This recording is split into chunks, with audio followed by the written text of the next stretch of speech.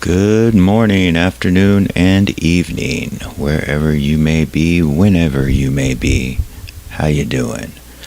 Hey, let's take a look-see at some vacuum chamber testing, if we can find it.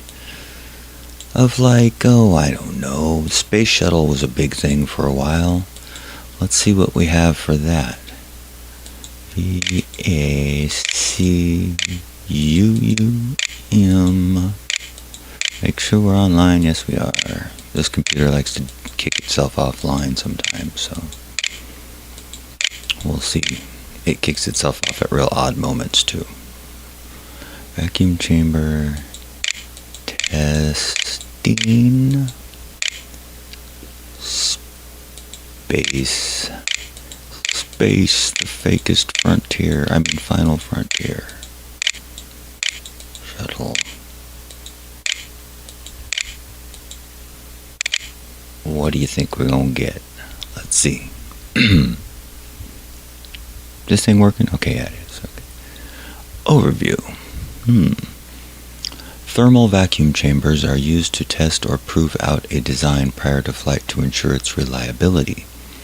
The receiving, inspection, and test facility, of course we got acronyms for everything,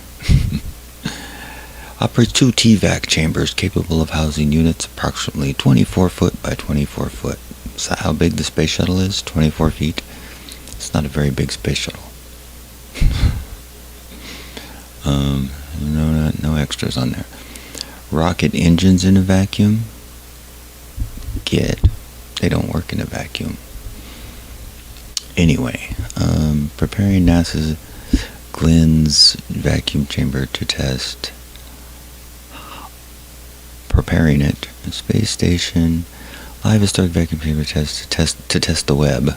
I don't mind him testing something that's unmanned. It doesn't need to be. It doesn't have to have a pressure in it.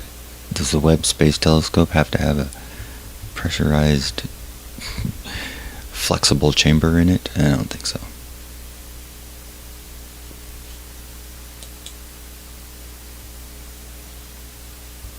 Okay, why do astronauts not train in vacuum chambers? People also ask. Aside from experiencing the pressure differential that they're subject to when inside the large spacesuit, there is no training that could be done in the limited space of a vacuum chamber that would be more effective than training while neutrally buoyant. Oh, so it makes no difference because it'd be better to float than it would be to make sure your spacesuit is going to keep your air inside?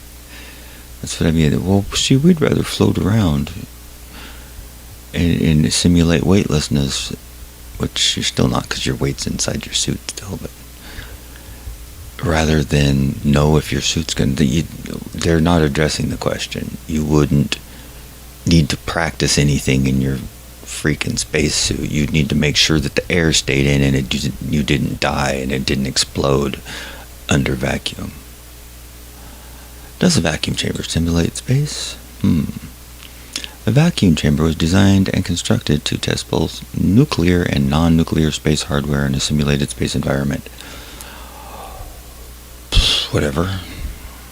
Does NASA have one? Thermal vacuum chamber V20 is located at NASA Mars. Why is it number 20? Why isn't it V1? It's probably the only one they have. Give me a break. Harsh environments. Oh yeah, vacuum is pretty harsh, considering there's nothing in it except for dust and x-rays, right? Okay, they're not really getting to it there. So let's see what we got for images of, I want to see the whole space shuttle inside one so they know that it doesn't have a leak. Right? That seems like it'd be pretty important to do. Before you take it into space in the vacuum, you should know that it's not going to leak. Right. What's this? Industrial vacuum chambers. Red line chamber. It's got a space shuttle on it. Let's see what that looks like. Is it just a picture? There's pictures of the balloon shuttle taking off. The big hydrogen-filled balloon helping lift its wrapped body. Jeez. Let's see what their website says. Why not?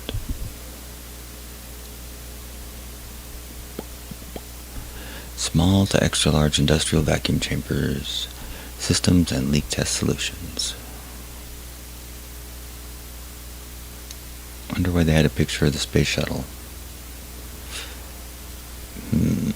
Okay, anyway. That's not getting me anywhere.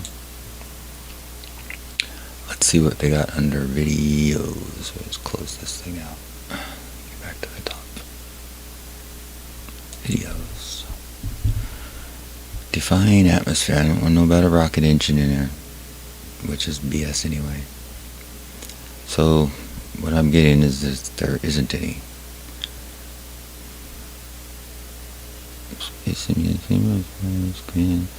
Spacecraft makers. They do a lot of testing on things that are unmanned and don't have to have a pressurized atmosphere in them.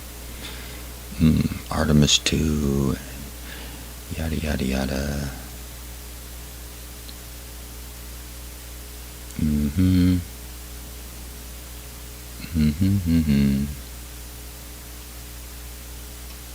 Space test chamber, backstage science. Yeah, backstage is right. It's a show.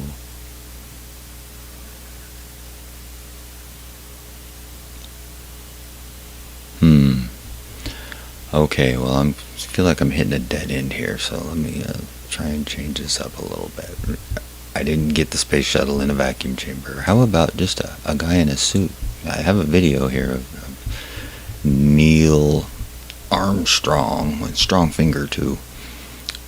Neil Fingerstrong, and but there's no audio on it, and it's kind of dumb. But you know, I should show it anyway. Should go through some of the symbolism in it, but it would be nice to hear what they were saying. For some reason, I don't have it. No audio on it though. Okay, vacuum chamber testing. Space suit. Spacesuit riot. Throw back a bottle of beer. Spacesuit training. I don't want to know about the training. I just want to know if the thing is going to hold air, right? James May steps into a vacuum chamber with only his spacesuit to keep him alive. What is this here? Vacuum chamber B at Johnson. Let's see. Spacesuit testing is what it says. How much you want to bet? It's not exactly it. Let's see here. Oh, this is the one. This is the one right here. Let's see what it says. See if it goes. Had no sound on mine, so.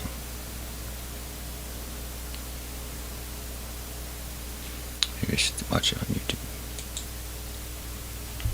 Go to the Ube.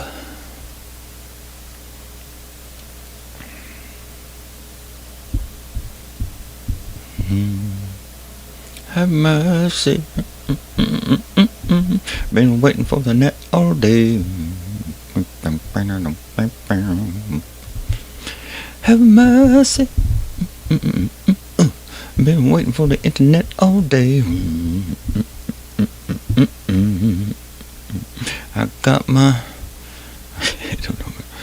I'm running out of parody lyrics there. Come on, just play the video. I'm trying to do a show here.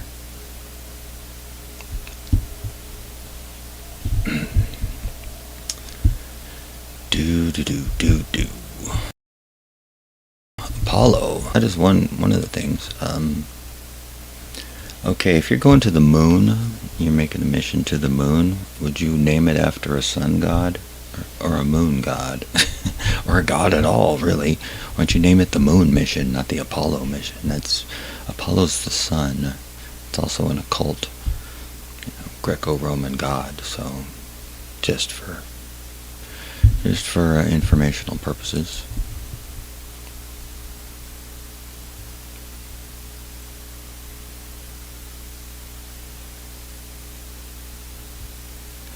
There's no sound on this one either.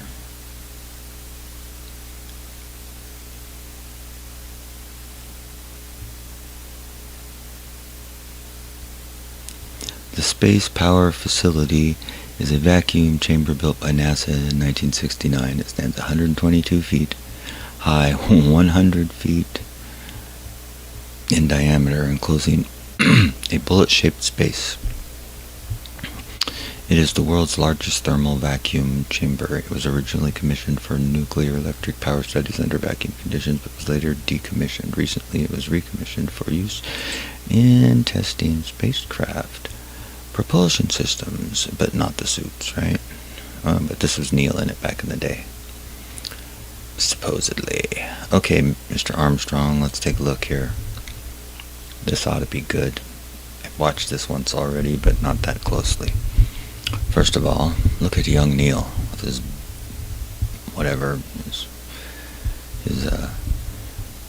his headphones on under his suit. Gigantic flag on his extra large shoulders. That's why they call him Armstrong. He's massive. You see how bulky the suit is? It's very layered, right? Yeah.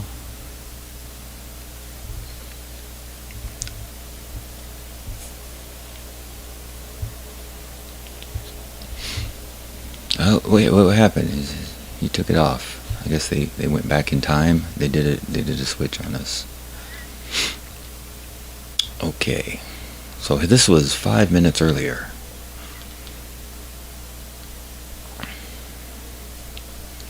I guess I'm just gonna have to do the voices for it. Are people gonna believe this? Oh, don't worry. We got this vacuum cleaner right here. We'll just hook the hoses up. It looks totally legit, especially when we use the black and white. Nobody will be able to tell what's going on. See, we got nice color film for the shots in the laboratory here, but when it comes to the actual vacuum chamber, we got to go black and white. It'll help with the realism. Caution, test in progress. Neil, how you doing in there? Oh, pretty good.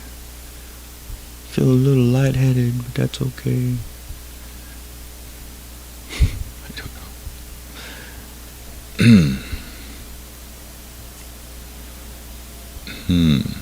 So what are you doing this week, Jerry?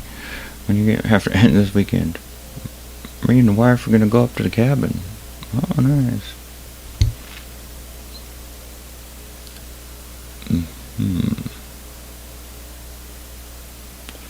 Alright, I'm ready to push the button. Hold on, kid. Okay, I'm ready. Not yet. Come on, I want to push the button. Is this like, you watch those mission control videos. It takes like 20 guys saying Roger and check to, you are go, guidance is go, this is go, that is go. Fucking butt plug pressure is go, what the fuck ever. God. As long as you got a bunch of guys yelling out go, then it's a big team effort. It takes a lot of people to land the lunar lander. Even though the time delay from the speed of light from the signals going to the moon and back in order for the people on the ground. I'm getting on a different subject. Anyway. It's because there ain't no sound in here. It's messing me up. Okay, so this is proving something here. See, there's your hardcore proof right here. Check it out. There we go. This right here proves that he's in a vacuum chamber and that the suit is working, see? Because he's in a suit, in a vacuum chamber, and so clearly there's vacuum there and it's not ruining the suit. What are they having him do? Like bend over and like pick things up off the floor or something? It's amazing that there's no pressure making his arms pop straight out when he's in the vacuum, because there's pressure inside the suit. That's why he's Armstrong. He's able to bend his arms in the suit. Correctamundo? Because, like, check this out. Up here, that, and go to here. There we go. Ba-da-ding. Now, if his arm was, similar to mine, it would be about 24 inches from wrist to shoulder. We won't count the hand. So we'll go 24 24 inches in length. And then diameter-wise, you're talking 6 to 8 inches, depending on the size. He's probably a little more muscular than me, so let's give him 7. Let's give him 7 inches, let's say, of diameter along that 24 times 7 equals 168 square inches of surface area, basically, roughly, inside the suit of an arm of a suit. 168 square inches is 168, right? At 15 psi, that's 15 pounds per square inch. So we got 168 square inches times 15. Oh my. 2,520 pounds is holding that arm out under pressure. He's overcoming that just to bend his arm. Watch him wiggle his fingers too, with hundreds of pounds of pressure in each finger. Because he does it. Because he's Mr. Armstrong. He's got strong arms, strong hands. I'm trying to find that spot there. Let's see where you can see him moving his fingers. Ridiculous. Come on. I mean, I don't know what they're trying to... There, it's right there. See? Check him out. He's like just intricately moving his fingers real quickly too. With hundreds of pounds and thousands of pounds of pressure in against his suit on the inside.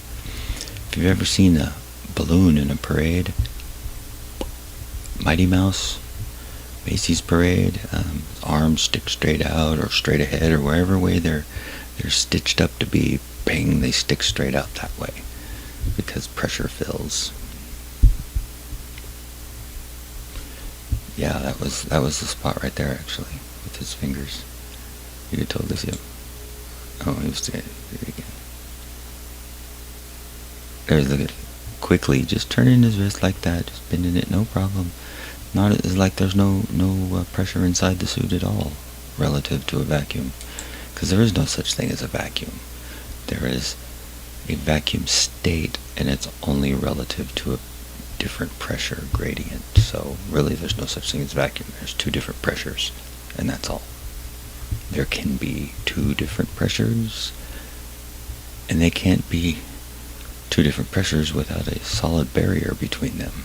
So the suit is the solid barrier in this case. But as far as the Earth goes and the top of the atmosphere or the air, with no solid barrier, I'm sorry, that doesn't work. But we're just concerned about the suit.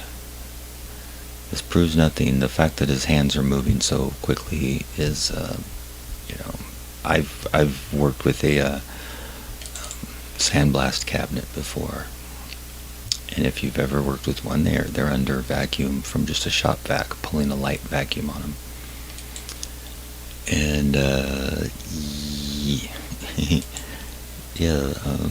let's see here. Bead blast cabinet. Oh, come on. Bead blast cabinet. There we go. Everything's on YouTube, right?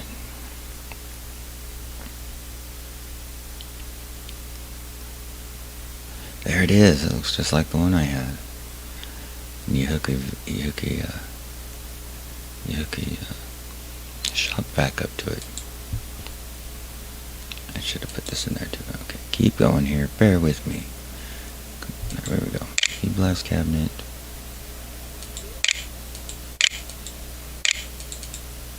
Vacuum.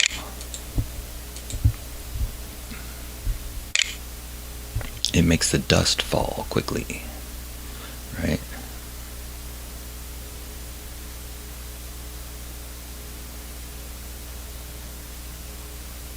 Eastwood dust collection systems. Nice.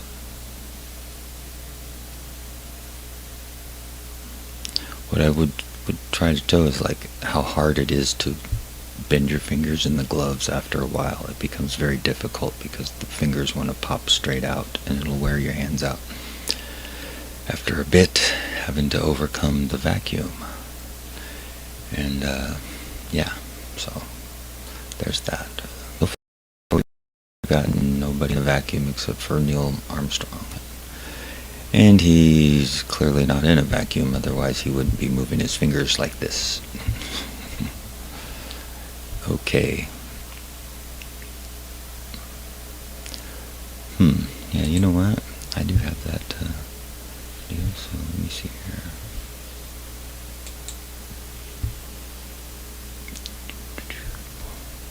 There it is, okay. Neil Armstrong practices in a vacuum chamber.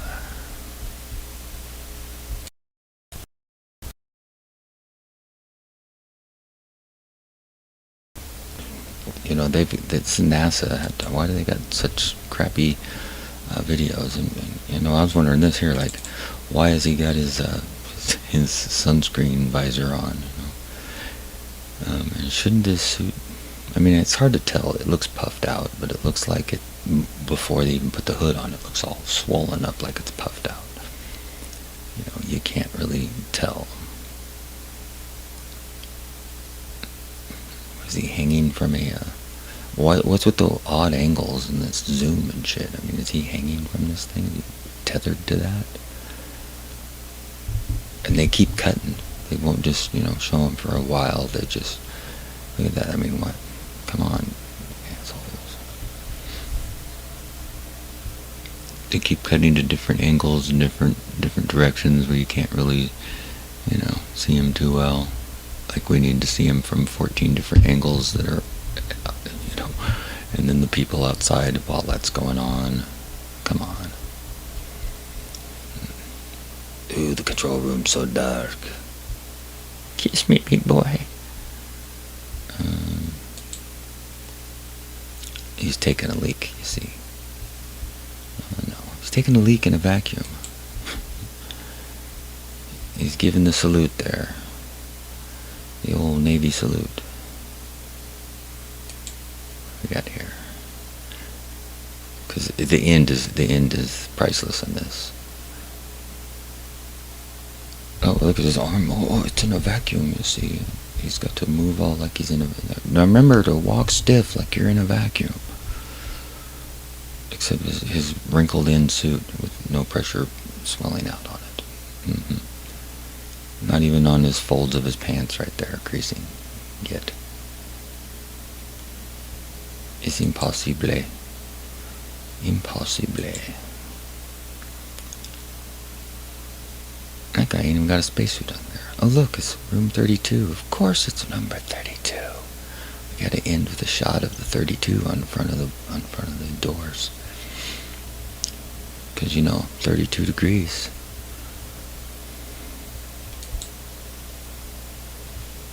Really? To the moon, huh? Why not? Let's throw that one up here too. 'Cause I'm on a roll. It's been 23 minutes and 23 seconds right there. 0, 0, 0, 9 or 8. Now here's the paper mache ball, big wadded one. Just plus, correction, turn it in front of the 0, camera. 0, 5, 7, 2. Perigee, plus, 0, 0, 0, 8, 5. So 0, 0, 7, 6, 4. 0, 3, 0. 0, 0, 0. 2, 9er, 3. Down 86. Minus 0, 0, 7, 5, 9er. Apollo went into orbit around the moon.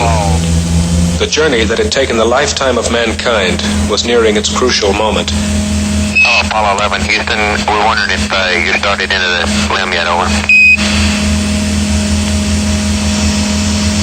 Okay, Charlie, we're in the limb. The tracking index mark is the same. Roger, we copy. Houston, Apollo 11. Apollo 11 Eagle, over. The lunar module Eagle was again given a thorough checkout to ensure the functioning of all systems, as Armstrong and Aldrin prepared to seal themselves off from Collins in the command module and for the two craft to pull apart. 1, 2, 3, 4, 5, 5, 4, 3, 2, 1. Houston out, over.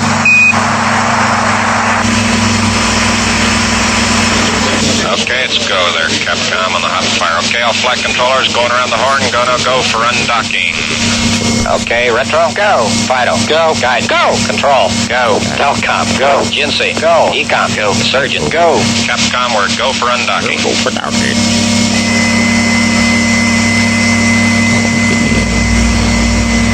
So majestic.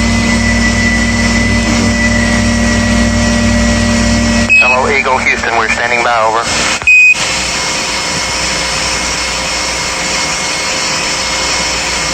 Houston, we're waiting. Eagle Houston, we see you on the steerable, over. Roger, Eagle, undock. Roger, how does it look? The Eagle has wings. Roger. The Eagle has wings. On its own now, but with Columbia near at hand, it coasted around to the backside of the moon, and there, while out of direct communication with the Earth, it fired its engine to slow its descent to a touchdown on the near side of the moon. Collins in Columbia continued in orbit, awaiting their return.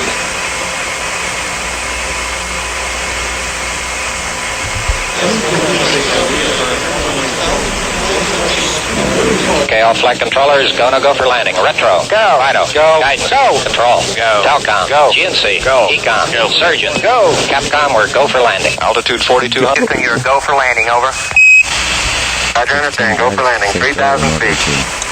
You're looking great. Flip the switch. How you doing, Control?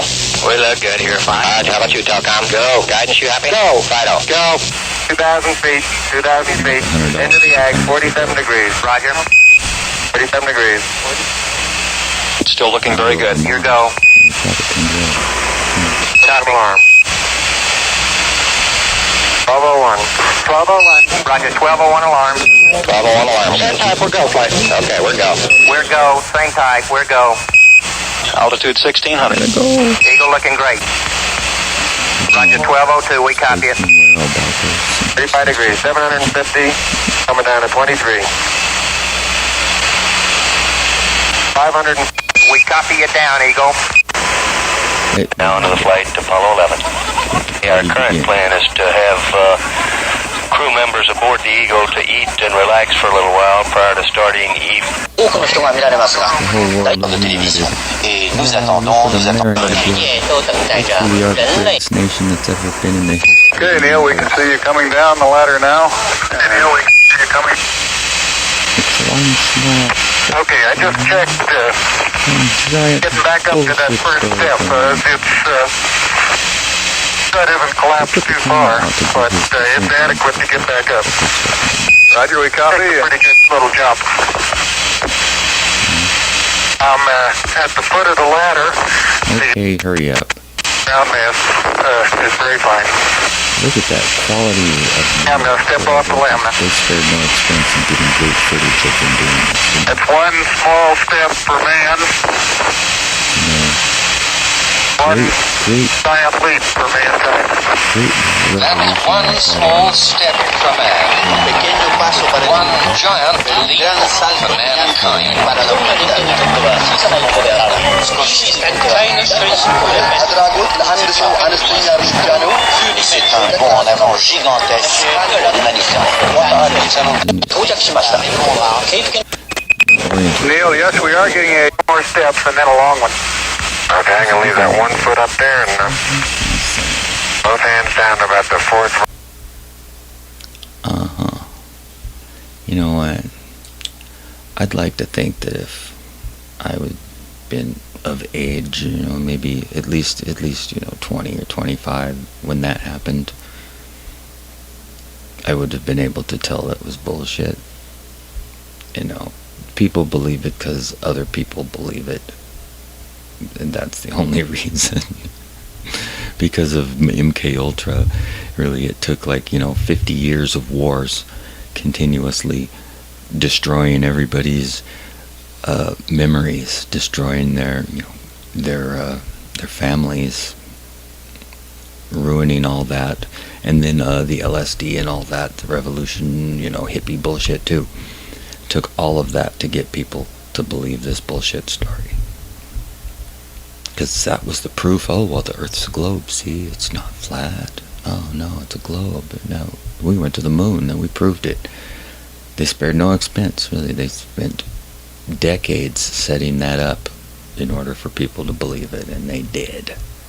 And it's sad, because when you believe a bunch of lies, you can be, those who will believe absurdities, or those who can make you believe absurdities, can make you commit atrocities. That was a Goethe quote. And it's very true. You believe, if they can tell you something absurd and you believe it, well, then they can send you out to do something absurd and you'll believe it. You'll believe you should. Oh yeah, it makes a lot of sense. That's how they perpetuate the wars and all that crap, right? Anyway, well, no guys in a vacuum chamber except for Neil Armstrong, and I'm calling bullshit on that with his fingers moving like that, and yeah. So, all right, that's all I got. Bye bye.